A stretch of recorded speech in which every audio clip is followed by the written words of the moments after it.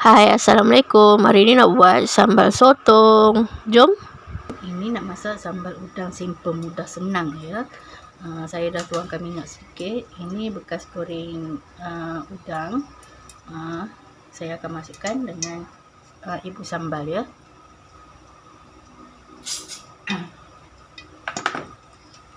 Okey, mula kita akan goreng dulu, tumis dulu serai dan juga bawang merah.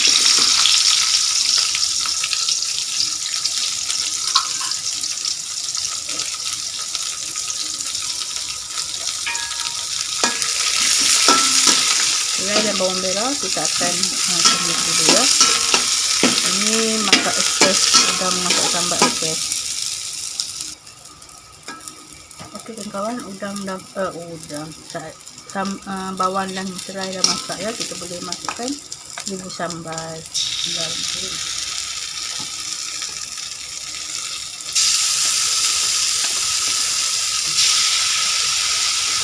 Bumbu sambal,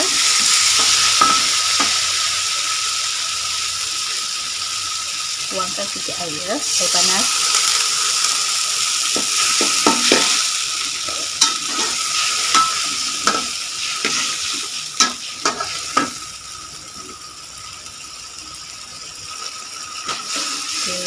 Sambal kita dan pecah minyak ya. Ini dah siap, cukup rincah ya. Saya masukkan sedikit air.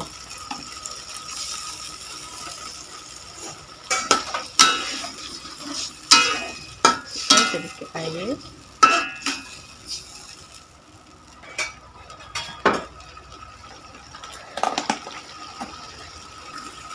Okey kawan-kawan, ini dah pecah minyak ya.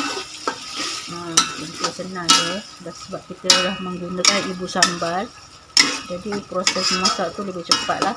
Okey, jadi kita akan masukkan dalam air. Ini ada 10 ekor udang ya. Ini boleh masak buat makan malam, buat berbuka dan juga buat sahur lah. 10 ekor udang. Okey, kita boleh masukkan cukup rasa ya. Ini bagi perasa sajalah, sebabnya ibu sambal dah ada perasa ya. Dah siap semua, air asam pedas, manis, gula semua ada dah. Ini kita untuk masakkan udang saja. Okey, ini udang dah masak ya. Udang tak payah masak lama-lama. Sebab kalau lama nanti jadi liat, jadi keras. Okey, ini dah siap. Ini udah masak sambal untuk sahur dan berbuka.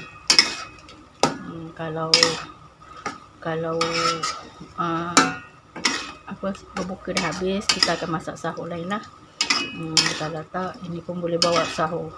Okey kawan-kawan, 2 dalam 1 ya, untuk sahur dan untuk berbuka. Dah siap. Alhamdulillah, sambal sotong ibu sambal dah siap. Bye.